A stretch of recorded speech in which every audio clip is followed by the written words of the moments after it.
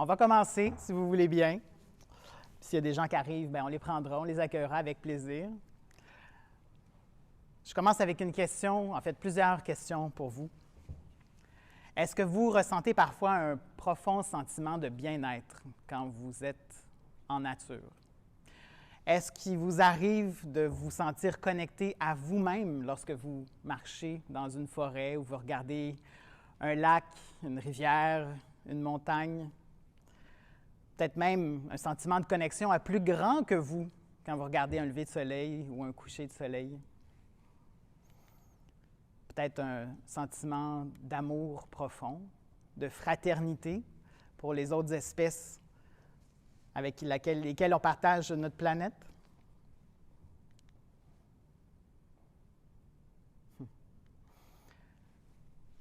Ou peut-être quand vous regardez la Terre, évidemment, sur une photo ou une vidéo, vue de l'espace, peut-être que vous vous dites « Hey, ça, c'est ma maison ». Peut-être un sentiment d'émerveillement face aux découvertes scientifiques qui n'arrêtent pas de nous éblouir semaine après semaine, ou même de révérence face à un ciel qui est parsemé d'étoiles. Peut-être que vous vivez de l'angoisse extrêmement désagréable quand vous entendez des nouvelles à propos des changements climatiques, semaine après semaine, des catastrophes naturelles de plus en plus fréquentes. Une tristesse qui vous prend aux tripes quand vous découvrez que telle espèce est sur le voie d'être éteinte ou qu'elle s'est éteinte. De l'indignation quand nos décideurs politiques n'ont pas le courage de prendre les bonnes décisions et soutiennent encore des projets d'énergie fossile ou qui détruisent des milieux naturels. L'incompréhension ou de la frustration en reconnaissant qu'on connaît les solutions puis qu'on ne les met pas en œuvre. De la rage peut-être quand on vous rappelle ou on vous apprend qu'il y a des forêts partout sur Terre, en Amazonie, mais ici aussi au Québec, au Canada, qui disparaissent à une vitesse folle. Peut-être un sentiment de deuil pour ce qui est disparu et changé, puis qui ne reviendra jamais comme avant. Peut-être même un petit peu de dégoût face au rôle que l'humanité joue sur Terre, du désespoir même. Bien, si vous vivez ça, tous ces mélanges de belles ou pas belles émotions, je ne sais pas si ça existe, des belles et pas belles émotions, mais en tout cas, ce maelstrom d'émotions-là, bien, je vous invite à rester connecté avec ça. Au moins le temps qu'on va être ensemble ce soir, parce que j'ai envie de m'adresser à vous de façon peut-être peu conventionnelle dans une conférence, à la fois à votre intellect et à vos émotions, à votre rationnel et à votre intuitif. C'est en partie ça, l'écologie profonde. Un des sujets qu'on va aborder ce soir, c'est de plonger profondément par en dedans, dans la partie de nous qui ressent, pas juste la partie de nous qui réfléchit, la partie de nous qui se connecte aussi avec autre chose, avec plus grand, avec d'autres personnes, mais aussi avec l'ensemble du vivant, avec la Terre, avec l'univers. Et c'est comme ça, en entrant en contact avec autant ici qu'ici et ici, qu'on peut construire une philosophie ou une écosophie, comme on va voir un petit peu plus tard, qui peut nous aider à nous transformer, tant intérieurement qu'extérieurement, puis éviter ce qu'on a vu il y a un instant. Et c'est de ça dont on va parler aujourd'hui, d'écologie profonde, d'identité, de paradigme, de transformation, d'éthique, de vision du monde, puis même de quête de sens. Alors, je m'appelle Alexandre Warnett. Je vous remercie beaucoup d'être ici ce soir. J'ai le grand plaisir d'avoir un rôle qui me permet d'avoir un porte-voix pour partager une vision comme ça, celui de conseiller municipal. C'est tout récent, depuis novembre dernier, responsable de l'environnement, de la transition écologique et de l'urgence climatique. Mais c'est d'abord et avant tout comme être humain, comme militant écologiste que je m'adresse à vous ce soir. Déjà, on mélange plein de choses et j'ai envie de mélanger tous ces rôles-là, ou en fait de dire qu'il n'y a pas de rôle. Je suis là comme être humain, comme vous. Et avant de poursuivre, j'aimerais remercier le Collège Montmorency qui nous a permis d'être ici ce soir. Alors, pourquoi parler d'écologie profonde, de sentiments, d'identité, d'émotion, d'éthique, de morale? Parce que le mouvement écologique passe trop souvent à côté. Parce que je pense sincèrement que ça peut être efficace d'aborder ces sujets-là pour transformer le rôle et l'action de l'être humain sur Terre. Je le pense ici, mais j'ai aussi l'intuition que ça peut nous aider pour non pas sauver la planète, mais en tout cas sauver l'humanité. Je suis persuadée que ça fait partie de la solution, parler d'écologie profonde, parler d'écosophie. Puis finalement, parce que moi, ça fait partie de ma mission, de ma contribution que j'ai envie de faire à ma collectivité, et ça me touche profondément. Ça me touche intuitivement. Puis j'ai aussi l'intuition que si vous êtes ici ce soir, c'est peut-être par curiosité, mais il y a peut-être un petit côté intuitif aussi qui vous a donné le goût d'être là ce soir. Et j'ai hâte de vous entendre là-dessus un petit peu plus tard. Alors, pour nous mettre en bouche le sujet de la soirée, je commence avec une première citation du maître zen Thich Nhat Hanh, qui nous a quittés il y a quelques mois à peine, qui dit de manière poétique, très jolie, « Ce qu'il nous faut le plus urgemment, c'est d'entendre en nous les cris de la terre qui pleure. » De la manière dont je le comprends, c'est que pour transformer notre relation avec la nature, il ne faut pas chercher à sauver la terre, il faut chercher à développer une relation avec la terre, puis idéalement tomber en amour avec la terre. Alors, au menu aujourd'hui, d'abord un regard sur notre conception actuelle, notre paradigme, la place de l'humain dans l'écosystème. On voit qu'il y a des problèmes avec ça, mais on va chercher à comprendre un petit peu plus les racines de ces problèmes-là. Donc, qu'est-ce qui cloche? D'où est-ce que ça vient? C'est quoi les fondements de notre paradigme actuel? Pour ensuite, bien sûr, proposer un nouveau paradigme, en plongeant donc dans l'écologie profonde, l'identité, la place de l'humanité dans la Terre, dans l'écosphère, dans l'univers même, puis de voir qu'est-ce que ça pourrait avoir comme impact, cette nouvelle philosophie-là, socialement, économiquement, politiquement. Puis finalement, j'aimerais ça qu'on passe la fin de notre moment ensemble en mode discussion, hein, pour vraiment interagir ensemble, voir comment vous avez, comment vous réagissez, qu'est-ce que vous ressentez par rapport à ce que j'ai dit, quelles sont vraiment vos réactions. On embarque? Super. Donc, commençons d'abord par un diagnostic rapide de la situation, parce que peut-être vous connaissez déjà les grandes lignes, mais peut-être je vais vous apprendre des choses aussi. Donc, un petit état des lieux en quelques chiffres en rafale. Selon le dernier, en fait maintenant l'avant-dernier rapport du GIEC, le groupe intergouvernemental sur l'évolution du climat, donc nos grands experts internationaux sur l'urgence climatique, on en est à 1,9 degrés d'augmentation de hausse moyenne de température sur Terre par rapport à l'ère industrielle. L'accord de Paris, négocié il y a 6 ans, nous dit qu'il ne faut pas dépasser 1,5. Donc là, on est à 1,09. On se rapproche déjà assez vite de la limite de grands bouleversements sur Terre. On nous a dit depuis longtemps, on pensait que l'Arctique se réchauffait 2 fois plus vite que le reste de la planète. En 2020, on s'est rendu compte que c'était 3 fois plus vite. Et en décembre dernier, on était rendu à 4 fois plus vite. De l'autre côté de la planète, dans l'Antarctique, il y a une barrière de glace de la superficie de la ville de Los Angeles qui s'est complètement désintégrée au mois de mars dernier, il y a quelques semaines, lors d'un épisode de chaleur intense qu'on n'avait jamais connu auparavant. Quand on parle de la crise climatique, le secrétaire général de l'ONU nous dit qu'on est en train de perdre la course. Dans un autre volet, la 6e extinction de masse, l'autre grande crise, elle serait sous-estimée. On est entre 7,5 à 13 % des espèces animales et végétales qui ont disparu depuis l'an 1500, alors que jusqu'à tout récemment, on pensait que c'était 0,04 % des espèces qui avaient disparu. Donc, on avait largement sous-estimé l'impact de l'humanité sur les autres espèces. Les spécialistes de l'évolution nous disent que dans une période géologique normale, les espèces disparaissent. Il y en a une espèce de vertébré qui disparaît à tous les 50 à 100 ans. Depuis 1900, on est à 2,7 ans de vitesse de disparition. Les espèces qui vont s'éteindre entre 1900 et 2050, donc 150 ans de temps, auraient pris normalement 11 700 ans pour s'éteindre. D'après un récent rapport des Nations unies, 1/4 des espèces sur Terre sont menacées par une extinction imminente qui va se produire dans les prochaines décennies pour la plupart d'entre elles. Et finalement, en 1970 et 2016, c'est près de 2/3 de la faune sauvage qui aurait disparu.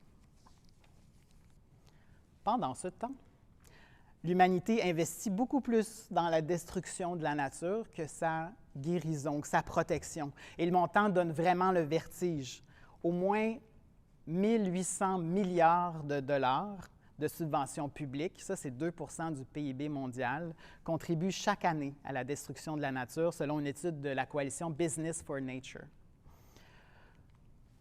Et bien qu'elle reconnaisse qu'il faut largement réduire les émissions de gaz à effet de serre, nos 5 grandes banques canadiennes, donc RBC, Banque Scotia, TD, BMO, CIBC, ont augmenté de 70 leur soutien au secteur financier en 2021 par rapport à 2020. Les 60 grandes banques mondiales financent les énergies fossiles au montant de 4 600 milliards de dollars américains depuis le début, depuis 6 ans, depuis l'accord de Paris. Juste l'an passé, c'était 742 milliards de dollars dans les énergies fossiles. Le constat qu'on peut faire, c'est que l'humanité est en train de faire la guerre à la nature et c'est une guerre qu'il ne peut pas gagner. L'humanité forme 0,01 % des espèces sur Terre et pourtant, elle est la cause non seulement de la 6e extinction de masse, mais de la première extermination de masse. C'est la première fois de l'histoire de notre planète qu'il y a une espèce qui détruit les autres de façon massive. Il y a un auteur qui affirme que l'être humain est l'espèce tragique par excellence, parce qu'avec sa bonne intelligence et sa compréhension de comment fonctionne l'écosphère, il comprend que la planète, elle se porterait bien mieux sans lui. C'est tragique, mais en même temps, pour paraphraser l'éco-sociologue Joanna Macy, quel moment extraordinaire pour être en vie. Dans ce moment charnière de l'humanité, où les conditions de vie de notre espèce sont en jeu, puis je le répète, la Terre va survivre, peu importe ce qui se passe. 6e extinction de masse, il y en a eu 5 autres avant. Mais là, c'est les conditions de vie de notre espèce qui sont en jeu.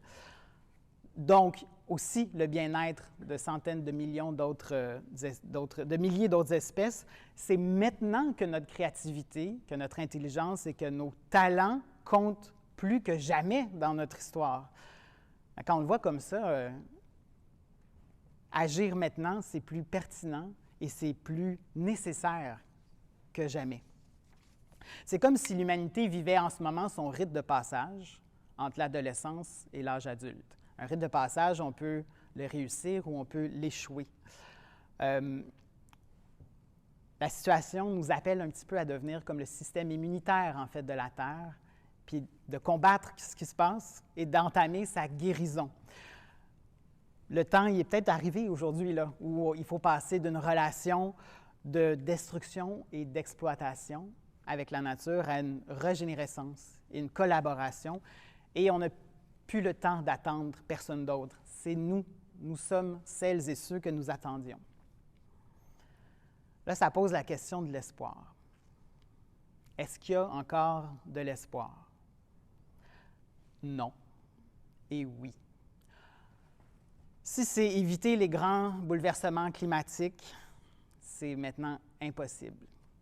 On va voir des inondations catastrophiques. On va voir des famines dues à des maladies qui s'attaquent aux céréales, qui vont décimer des populations animales, humaines, végétales, des feux de forêt de plus en plus dramatiques, des sécheresses qui vont forcer la migration de centaines de millions d'êtres humains, la montée des eaux. Il y a déjà des pays qui achètent des terres dans d'autres pays pour loger leur population parce qu'ils savent que ça s'en vient. C'est déjà commencé. C'est plus une hypothèse, cette souffrance terrible-là. C'est une garantie. Ça va arriver. Il est déjà trop tard pour qu'on recule. Donc, le monde, comme on l'a connu, il ne sera plus jamais pareil comme avant. Donc, cet espoir-là qu'on va éviter la crise, il n'existe plus. Par contre, l'espoir, il est encore là et il faut intégrer cette crise-là. Il faut en faire le deuil de certaines choses qu'on a connues et se dire que malgré tout, on est encore capable de transformer notre impact sur le reste de la nature. Il y a encore de l'espoir, puis c'est vraiment un magnifique espoir.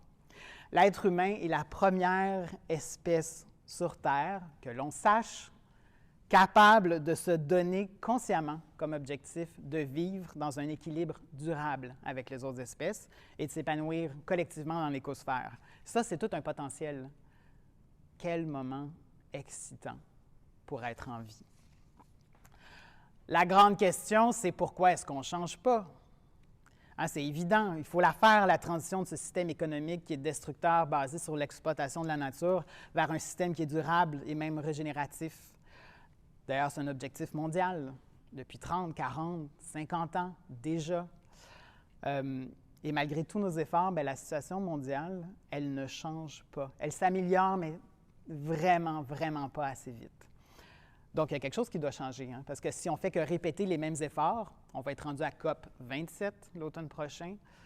Si on répète les mêmes efforts puis on s'attend à des résultats différents, c'est assez futile. Puis même Einstein nous disait que c'était ça la définition de la folie. Par contre, il y a deux bonnes nouvelles. La première bonne nouvelle, c'est qu'on n'a pas un problème de manque de connaissances.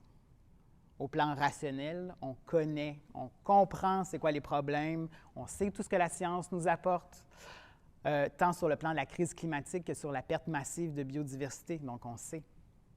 La deuxième bonne nouvelle, c'est qu'on n'a pas un problème de manque d'outils techniques. Hein, par exemple, la production d'énergie renouvelable, ça va, là, on maîtrise ça depuis longtemps. Donc, ce n'est pas un problème de capacité. On a toutes les connaissances, on a tous les outils qu'il faut, on connaît notre impact sur la planète. Ce n'est pas une question d'intelligence, hein. C'est faisable, on sait quoi faire, puis on sait comment le faire.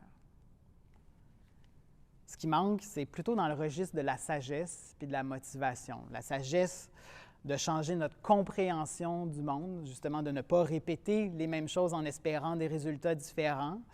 Puis la motivation profondément ancrée de changer, de passer à l'action, ancrée pas juste dans notre rationnel, mais aussi dans notre émotionnel, dans le cœur, dans la partie de nous qui cherche du sens, peut-être dans nos tripes.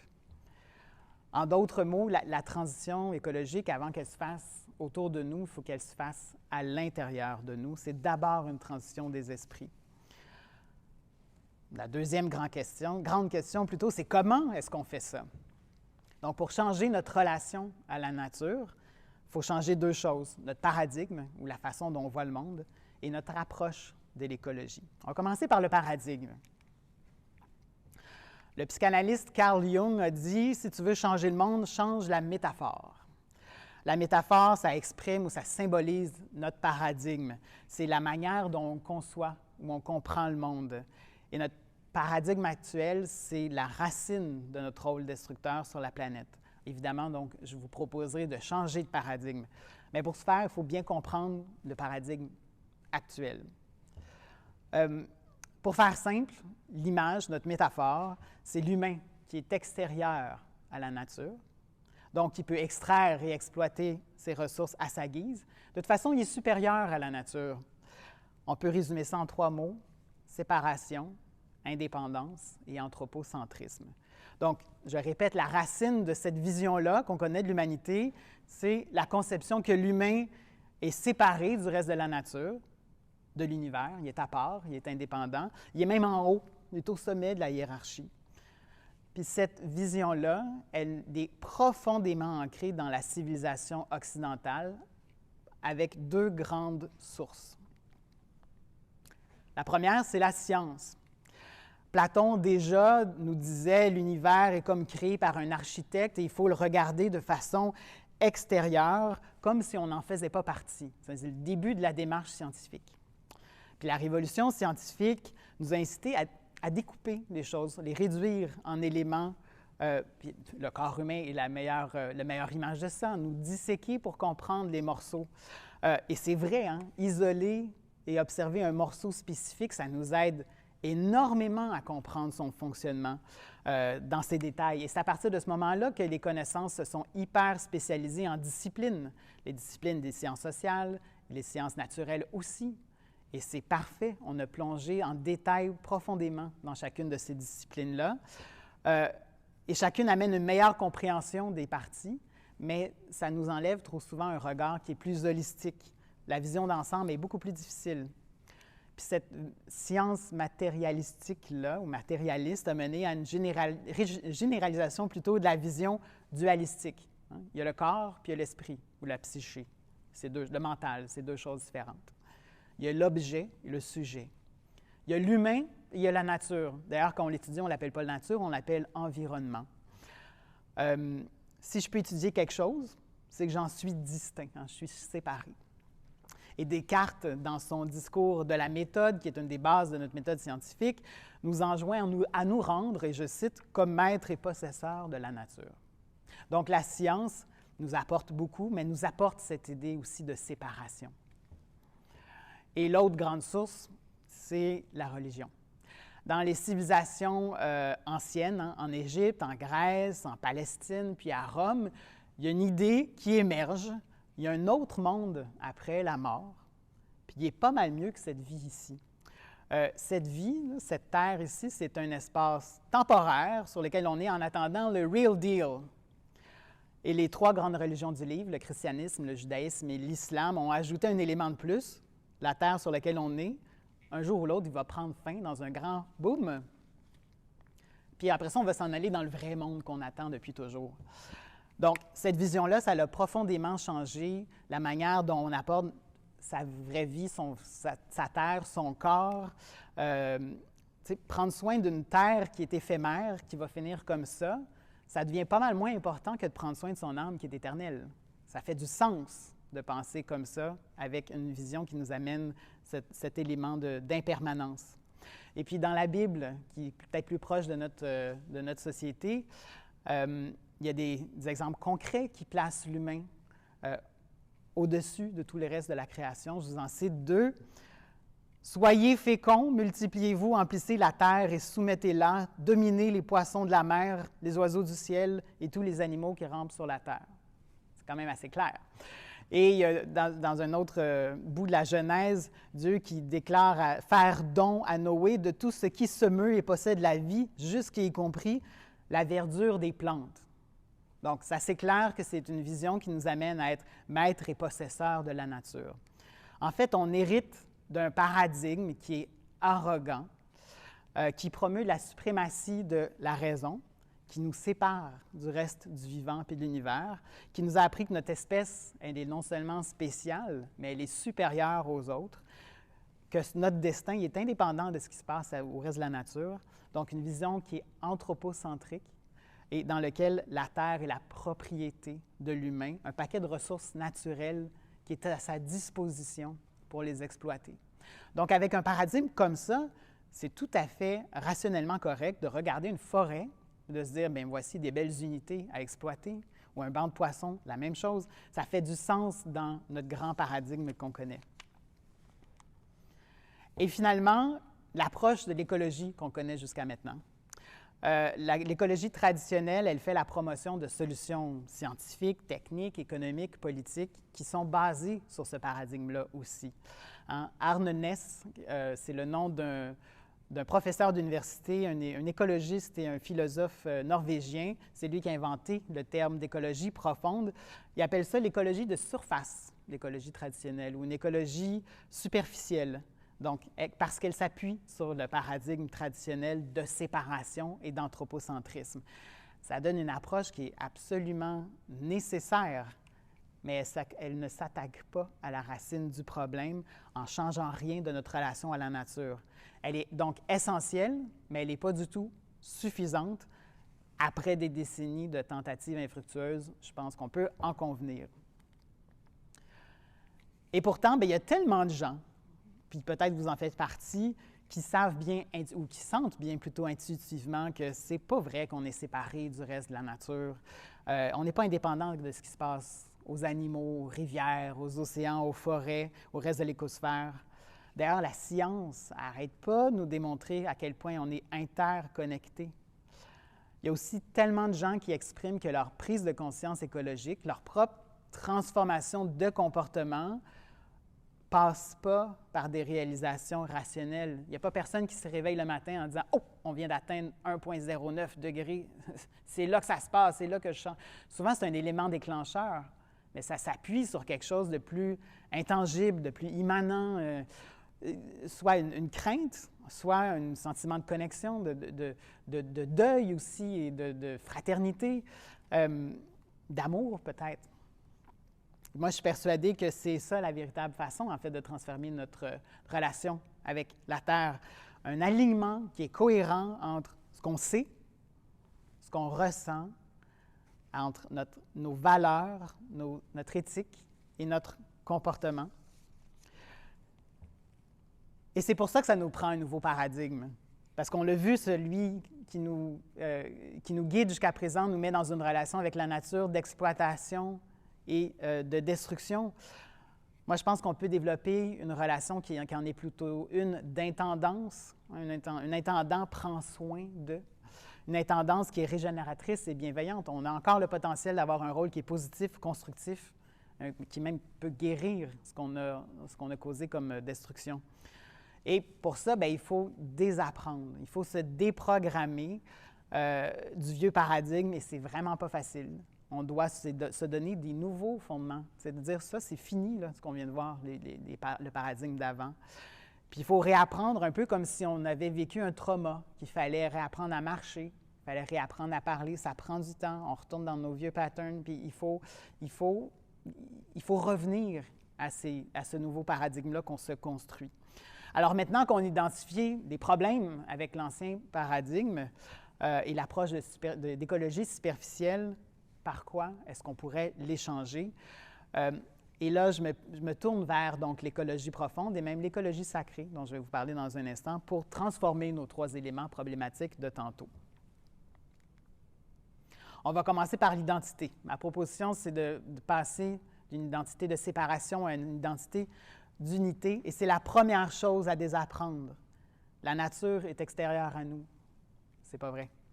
Au contraire, nous sommes nature aussi, autant que les arbres, autant que les animaux, autant que les rivières, autant que les forêts. Avec une perspective comme ça, le monde, c'est plus un problème à régler, c'est une communauté à laquelle on appartient. On fait partie intégrante de l'écosphère, comme on fait partie intégrante de notre ville, notre collectivité, notre nation, notre pays. Ça correspond à ce que la science nous confirme. Hein? L'air qu'on respire, l'eau qu'on boit est passée par tellement d'êtres vivants, animaux, végétaux, depuis que l'eau est eau. L'ADN qu'on partage avec d'autres êtres vivants, c'est hallucinant, la correspondance qu'on a avec le reste du vivant au niveau biologique. L'être humain, il faut se le rappeler souvent, fait partie des mammifères, de la grande famille des animaux. La composition même de notre corps, hein, tout ce qui est fait de carbone vient d'une étoile, de plusieurs étoiles qui ont explosé il y a plusieurs millions d'années. Donc, même notre corps est fait de choses qui sont connectées, dans le fond, pas seulement avec notre écosphère, mais avec l'ensemble du cosmos. Ça correspond aussi à ce que notre intuition nous dit, pas seulement la science. Cette partie de nous qui dit « Hey, on est peut-être connecté à quelque chose de plus grand que nous, on n'est pas juste un paquet d'individus, puis on n'est pas juste un paquet d'individus humains. La collectivité, elle peut dépasser l'humain. » Avec ce point de vue d'unité, cette identité-là, on ne parle plus de la nature comme « elle », on parle de la nature comme « nous », comme d'autres communautés dont on fait partie. Attends, je vais le répéter, je vais donner un exemple parce que moi, ça m'a pris plusieurs moments à y réfléchir à celle-là. On dit par exemple, Laval, nous. Hey, le Québec ou le Canada, nous. Puis on commençait à dire, hey, la nature, nous. Parce qu'on en fait partie de la nature. Et plus on s'identifie à la nature, plus on est attentif aux besoins des autres de notre communauté. Le bien-être des autres nous donne de la joie. Le malheur des autres nous donne la tristesse, hein, comme dans nos collectivités humaines, nos familles. Ça ne veut pas dire qu'on arrête de chercher ce qui est meilleur pour nous, mais ça nous rappelle que le bien-être des autres, c'est aussi le nôtre. Et puis si l'humanité qui voulait chercher son propre développement, bien, sa propre réalisation de soi, ça passait en fait par la réalisation des autres aussi. Et ça, c'est le principe d'interdépendance. Donc, notre relation avec la nature il faut passer de l'indépendance qu'on a vu plus tôt à l'interdépendance. N'importe quel biologiste va vous le dire, les espèces ne vivent pas en isolation, en isolement. Elles vivent en communauté, en écosystème. Chaque espèce évolue avec le contact des autres espèces. On appelle ça la symbiose. Donc, à nouveau, la science nous le rapporte. Ce qui arrive aux abeilles, ce qui arrive à notre eau, ce qui arrive aux rivières, aux océans, aux forêts, ça nous affecte aussi. L'air qu'on respire, les conséquences sur le reste de l'écosystème ne sont pas indépendantes des conséquences sur nous. Donc, si on affecte la symbiose de l'écosystème, forcément, avec une perspective d'interdépendance, on s'affecte aussi. Puis réaliser à quel point tous les éléments de l'écosphère sont interdépendants, là, ça met la table à une relation qui est mutuellement réciproque, mutuellement bénéfique, donc respectueuse avec le reste de la nature. Si on se considère inséparable de la nature, donc porter atteinte au reste de la nature, à nouveau, ça revient à porter atteinte à soi-même. Et finalement, le troisième élément, le point de vue de l'anthropocentrisme à l'écocentrisme. Donc, éco, le mot éco vient du grec oikos, qui veut dire le chez-soi. Donc, pas nécessairement la maison physique, mais là où on se sent chez soi, ça demeure. Donc, passer de l'anthropocentrisme à l'écocentrisme, ça revient à dire prendre le point de vue de l'ensemble de l'écosphère, donc de notre chez nous. Là, à nouveau, la science, on mobilise ces concepts comme la complexité, la diversité, la symbiose qu'on a vu un instant. S'identifier à la nature, avoir le point de vue écocentrique, ça ne veut pas dire être inférieur ou subordonné à quelque chose d'autre dans la nature. On fait autant partie, je le répète, de la nature, de l'écosphère, qu'un vénérable séquoia ou qu'une étoile brillante. Ça veut plutôt dire qu'on s'intègre dans les processus naturels au lieu de chercher à s'en extraire pour dominer et exploiter. On décentre notre attention de juste notre espèce pour la recadrer sur l'ensemble de l'écosphère. Ça implique par contre une forme d'humilité. On n'est pas trop bon là-dedans, les humains, d'humilité. Avec un point de vue anthropocentrique, comme classique, notre civilisation, on veut apprendre à propos de la nature, on veut apprendre sur la nature pour la comprendre. Mais quand on a un point de vue écocentrique, on apprend de la nature. On apprend avec la nature. Puis il y a une différence fondamentale entre les deux postures. Quand on apprend à propos de la nature ou sur la nature, ça devient un objet d'étude. Quand on apprend de ou avec la nature, il faut entrer en relation avec elle. C'est une posture complètement différente. À nouveau, je ne dis pas que l'humain n'est pas spécial. Je dis qu'on n'occupe pas une position privilégiée dans l'écosphère et dans l'univers. Ce n'est pas diminuer l'être humain de dire qu'il fait partie de quelque chose, d'une communauté plus large, du vivant ou de l'univers. Au contraire, c'est lui rappeler qu'elle fait quelque chose, elle fait partie de quelque chose de plus grand qui est absolument grandiose, en fait.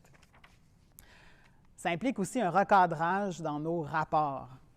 On passe du « je-il » ou « je-elle », la rivière, ou « je ça », la forêt, ça, la forêt là-bas, à « je tu », ou si vous préférez, moi, toi, moi, toi, la rivière, moi, toi, la forêt. Puis là, je ne suis pas en train de dire de faire preuve d'animisme. On ne dit pas qu'elle a une personnalité et qu'elle va nous répondre, mais on dit qu'on a une relation avec cet élément naturel-là.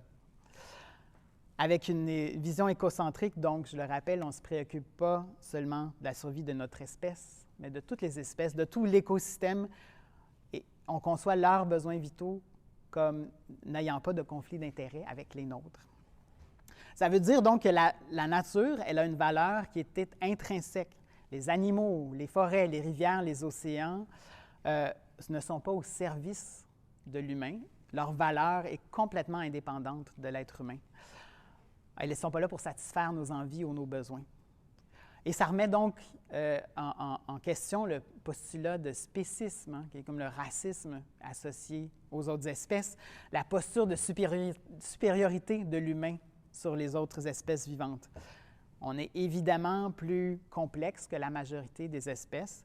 Notre impact est certainement plus grand que la grande majorité des espèces, mais si on considère notre relation fondamentale, on n'est pas supérieur aux autres animaux, on n'est pas supérieur aux plantes.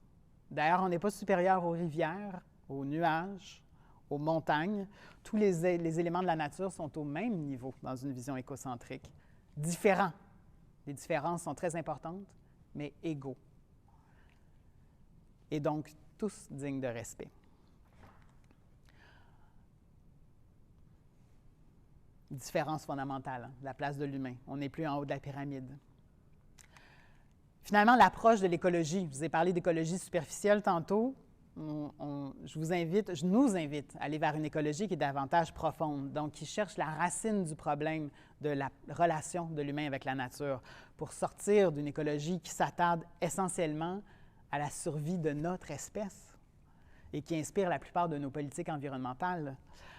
Quand on protège la nature seulement pour valoriser ce qu'elle rapporte à l'être humain, c'est ça de l'écologie creuse, vide ou superficielle. Puis visiblement, depuis 50 ans, ça ne marche pas, liable. L'écologie traditionnelle, elle est très certainement basée sur des très fortes convictions éthiques. Ça, c'est sûr, qui sont très souvent rationnelles. Mais l'écologie profonde, elle va plus loin parce qu'elle repose sur non seulement des postulats éthiques, mais aussi sur des croyances et sur la manière surtout dont on fait l'expérience du monde. Pas juste comment on comprend le monde, mais comment on vit notre rapport à la nature, notre relation émotive, émotionnelle avec le monde, pas seulement morale et intellectuelle. Le sociologue Max Weber a utilisé l'expression de désenchantement du monde pour parler de la rupture entre l'humain et la nature. Le psychanalyste Carl Jung, dont j'ai parlé tantôt, ou j'ai cité tantôt, lui parle de réenchantement du monde pour un peu raviver cette capacité de nous relier à d'autres espèces, à ressentir notre appartenance à la nature et au cosmos dans notre tête, dans notre corps, dans notre imaginaire et dans notre émotif et notre rationnel. Et finalement, je vais chercher aussi dans une autre approche qui est très liée à l'écologie profonde, celle de l'écologie spirituelle et sacrée. Et là, je nous amène dans un aspect qui, dans le discours public, est complètement absent. Il est tabou même. L'approche spirituelle. Donc, l'écologie sacrée, l'écologie, appelez ça comme vous voulez, c'est ce côté-là qu'on ne touche presque jamais dans le discours écologique. Pourquoi est-ce que je vous en parle aujourd'hui? Bien, à nouveau, je m'appuie sur le psychanalyste Carl Jung, pour qui l'être humain possède naturellement une fonction spirituelle. Ça fait partie de la façon dont notre système d'opération dans notre cerveau fonctionne. Les êtres humains ont naturellement une fonction spirituelle. Et en Occident, le refoulement de la spiritualité, pour lui, c'est le plus grand drame, en fait, de l'homme moderne. Il parle même d'aliénation spirituelle. Puis au contraire, ce qu'il a observé, c'est que les gens qui avaient une vie spirituelle, des croyances, pas nécessairement une pratique de groupe, de religion, tout ça, mais au moins un sens du sacré, étaient en fait les personnes les plus heureuses et les plus équilibrées qu'il avait connues.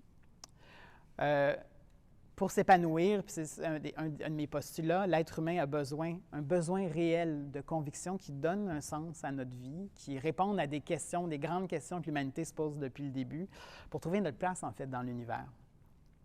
Et à nouveau, la science vient corroborer, oui, cette intuition.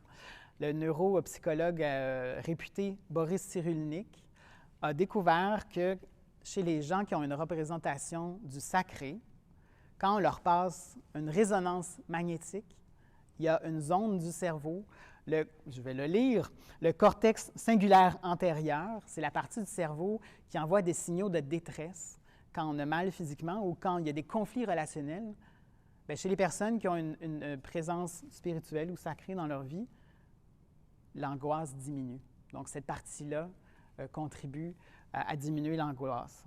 Donc, comment est-ce qu'on pourrait faire, et c'est là où je vous amène dans quelque chose de nouveau, comment est-ce qu'on fait en fait pour combiner la question du sens, la question de l'appartenance avec ce que la recherche et la science nous disent pour protéger la nature? Bien, ma proposition, c'est de canaliser cet aspect-là de notre vie, la spiritualité, et de l'aligner avec ce que notre intellect nous dit déjà, tout simplement donner à la nature ou à l'univers le statut de sacré, hein, d'où le nom de la conférence. On le dit souvent, par exemple, dans le discours public, la famille, c'est sacré. Bien, imaginez ce que ça pourrait donner si du jour au lendemain, on se disait publiquement, « Hey, la nature, c'est sacré. » Le mot sacré ici, là, il n'y a rien de surnaturel. Il réfère à quelque chose qu'on choisit, à quoi on choisit consciemment de donner une grande valeur et un grand respect. Et c'est sans mettre de côté notre esprit critique. L'approche scientifique, en nommant quelque chose rationnellement de sacré. Le sacré, à nouveau, là, si ce n'est pas un être invisible, ce n'est pas mystérieux, ce n'est pas immanent. Si on dit que la nature est sacrée, elle est là, elle est observable, elle est tout autour de nous. Il n'y a pas de mystère là-dedans, c'est observable. D'ailleurs, on n'a pas besoin, avec une vision comme ça, de croire que cette Terre va finir par exploser et que le meilleur monde vient après. Peut-être que c'est cette Terre-ci qui est notre paradis, dont on devrait s'occuper et qu'on pourrait léguer à nos enfants et nos petits-enfants. C'est aussi donc, si on dit que la nature est sacrée, choisir notre sentiment d'appartenance à quelque chose de plus grand. De faire ce choix rationnel-là, d'aller toucher dans nos émotions et notre ressenti, de ressentir émotivement le lien qui nous unit avec le reste de l'écosphère, avec la nature, la Terre. Donc, c'est un choix. On peut le faire rationnellement. Donc, l'être humain a cette chance inouïe, unique, a priori, de pouvoir déterminer lui-même le but de sa vie, le sens à son existence. En l'absence d'un sens qui nous est donné par quelqu'un d'autre, on a la capacité de se le donner nous-mêmes. Et puis si c'était de observer, comprendre, protéger et aimer notre planète, notre nature, notre univers, ça pourrait être ça le sens qu'on donne à notre vie. Imaginez si nos entrepreneurs, nos innovateurs, nos scientifiques, nos décideurs basaient leurs décisions avec cet ancrage-là, cette norme-là, que la nature n'est pas un objet inanimé, mais qu'elle est sacrée. Qu'est-ce que ça pourrait changer? Donc, en résumé, qu'est-ce qui pourrait être toutes ces sources de fondement, en fait, d'un nouveau paradigme pour changer notre relation de destruction et d'exploitation à une relation intendance bienveillante avec la nature? Il faut changer notre postulat de séparation vers le postulat d'unité, l'indépendance vers l'interdépendance, l'anthropocentrisme vers l'écocentrisme et ajouter à l'écologie superficielle une approche d'écologie profonde et une écologie sacrée. Et si on combine tout ça, bien, on peut arriver à une nouvelle vision philosophique, une vision globale qui rassemble de manière absolument cohérente l'approche scientifique, ce qu'on est capable de prouver et d'observer, une approche éthique, une approche intellectuelle, puis on la combine à une approche qui est identitaire, qui est relationnelle. Donc, on mélange l'intellectuel et l'intuitif, puis on peut se donner une vision qui parle autant, de façon cohérente, à notre tête, notre cœur, puis nos tripes. Puis mon intention maintenant, bien, c'est de vous proposer une ébauche, une première ébauche. C'est la première fois que je donne ce contenu-là, que je parle de ce contenu-là, de philosophie ou d'écosophie. Qui relie ces croyances-là, ces normes-là, ces valeurs-là, et qui incite à donc des changements de comportement. Hein? Parce que l'idée de parler de tout ça, c'est que finalement, au dehors de nous, ça change la situation, qu'on puisse éviter le pire. Donc, une écosophie, c'est, en un autre mot, un genre de guide, hein, comme le paradigme qu'on avait nous guide dans nos décisions. Un nouveau paradigme, un nouveau système de valeurs, des normes, des convictions qui nous guident dans nos actions, dans notre comportement. Hein, c'est des repères comme ça qui nous permettent de dire, bon, si on adopte ces normes-là, voici ce qui est bon et voici ce qui n'est pas bon. Voici ce qui est juste, voici ce qui est injuste. Le mot « sophie » dans philosophie ou écosophie, ça veut dire sagesse. Donc, l'écosophie, ça vise à déterminer ce qui a le plus de valeur avec sagesse. Ça fait une hiérarchie de normes. Hein, notre ancien paradigme, on ne le voit pas, mais on ne se le récite pas le matin, mais il y a une hiérarchie de normes aussi. Donc là, on dit on va changer la hiérarchie, on va peut-être déplacer des choses dans la pyramide des normes. Et à nouveau, c'est un des plus beaux cadeaux que notre espèce a, la capacité de déterminer avec intention, intentionnellement, quel rôle on peut jouer dans l'écosphère. Et je vous propose donc 6 principes écosophiques. Puis à nouveau, c'est la première fois que quiconque, en fait, voit ça. Donc, j'ai bien hâte de vous entendre sur ces principes-là. Des principes assez simples qui vont résonner avec ce qu'on vient de voir, le plus simple et le plus rassembleur possible. Principe numéro 1, la nature est sacrée.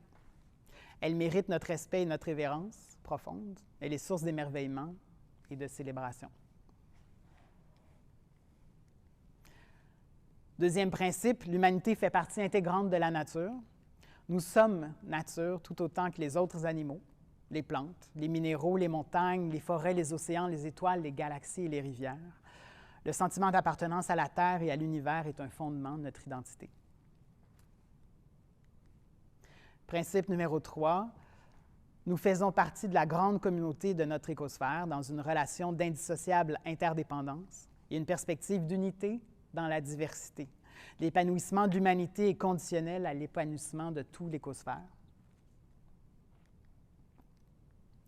Principe 4, les éléments vivants et non vivants de l'écosphère ont une valeur intrinsèque, fondamentale, différents mais égaux. Le principe de justice dépasse l'humanité.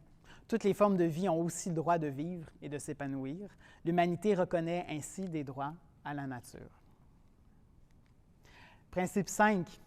L'humanité doit jouer un rôle d'intendance bienveillante en préservant et en prenant soin des écosystèmes et des espèces qui ne peuvent prendre soin d'elles-mêmes, dans un esprit de fraternité et de réciprocité. Et finalement, l'humanité a le devoir de régénérer les écosystèmes.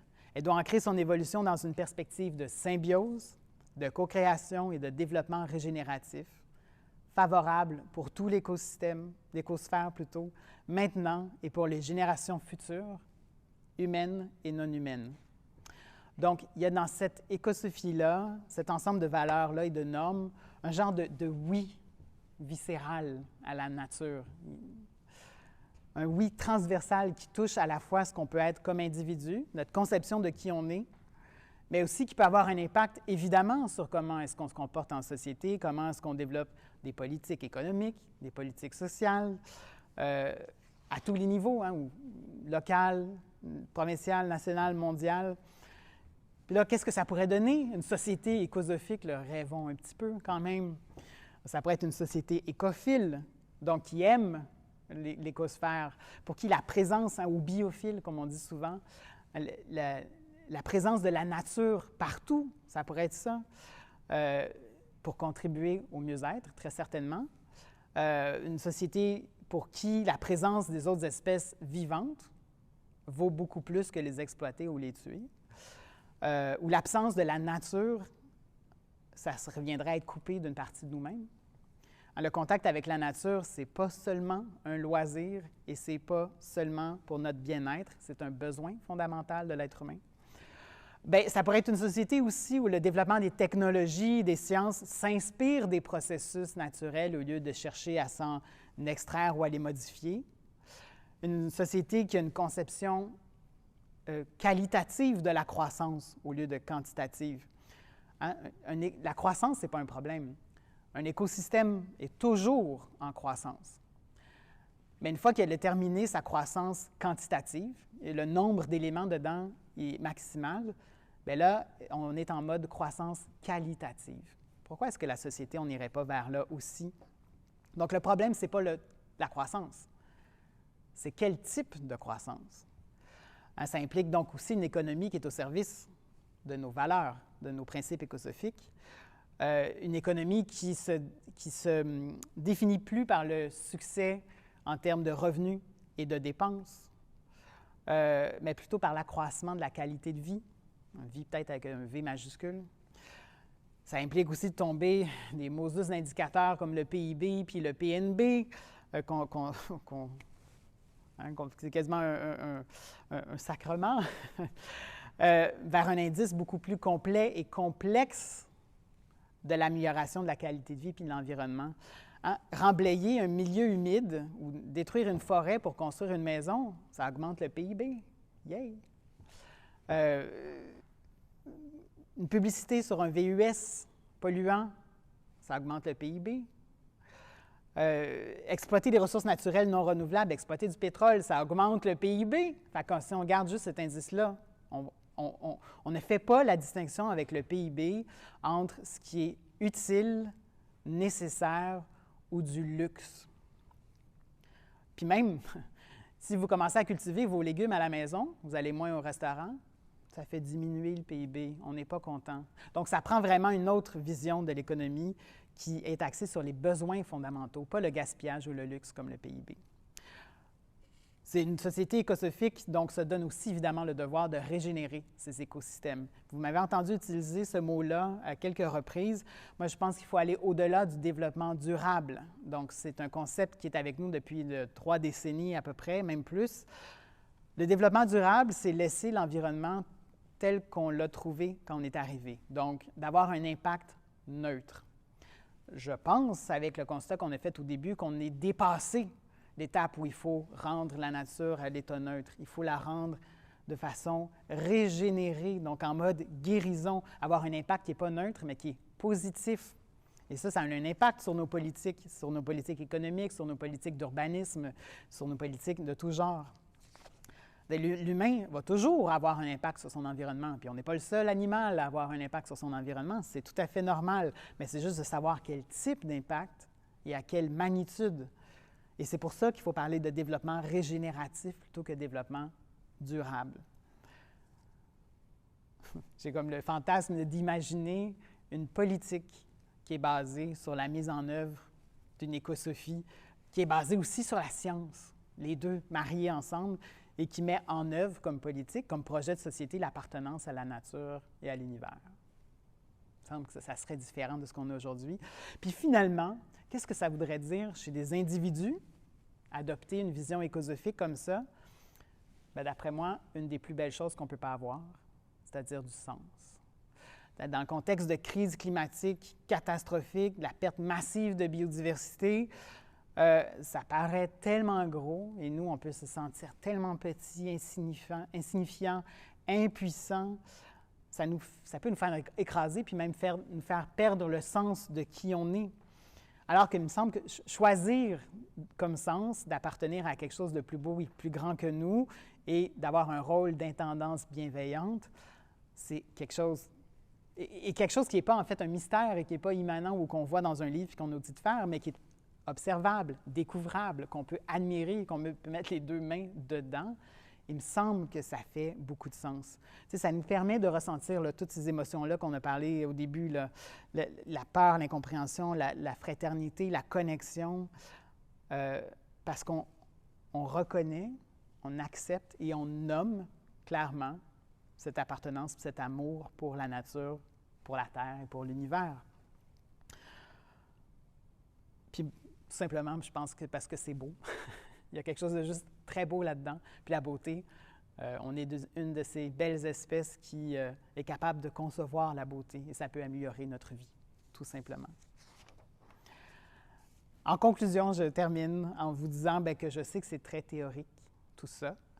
Mon intention, c'était de provoquer une réflexion sur notre cadre moral et éthique, sur notre paradigme, sur notre œuvre, notre contribution, tant comme individu que comme société, de remettre en question les fondements même de ce qui fait notre société, puis tenter de proposer des nouvelles bases normatives, des nouvelles fondations philosophiques pour un nouveau paradigme, une nouvelle philosophie, une nouvelle écosophie qui fait le pont entre notre propre identité individuelle, notre projet de société comme espèce et comme collectivité.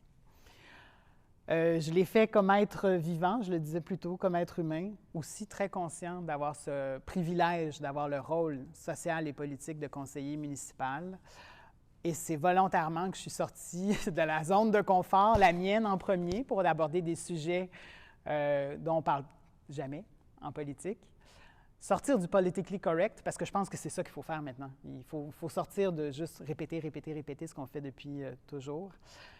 Et puis finalement, bien maintenant, j'ai surtout très envie de me taire et de vous passer la parole pour comprendre, avoir votre feedback, vos réactions, vos ressentis aussi par rapport à ce que j'ai partagé, vos idées. C'était une première fois. J'ai vraiment envie de m'enrichir et de nous enrichir de vos réflexions. Voilà.